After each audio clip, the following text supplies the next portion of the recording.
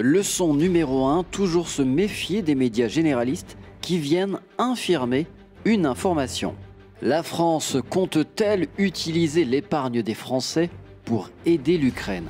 Allez, pas de suspense, TF1 nous répond non. Moi je vous propose un petit retour en arrière, nous sommes en novembre 2023. La loi de finances 2024 confirme que l'épargne collectée par les banques pourra aussi bénéficier aux PME du secteur.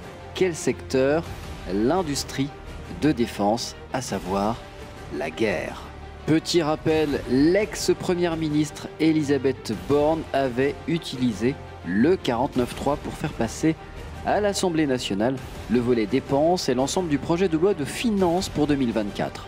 Revenons à l'article de TF1 qui nous explique que Florian Philippot affirme que le gouvernement souhaite attaquer l'épargne des Français.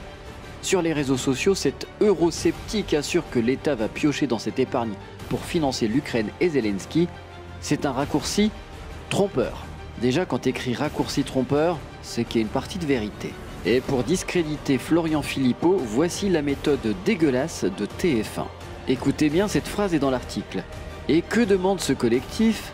Contrairement à ce que sous-entend cet ancien du Rassemblement national qui accumule les échecs électoraux depuis la création de son parti, vous avez vu le tacle au niveau de la gorge? Il n'est pas demandé de s'en prendre à l'épargne des Français.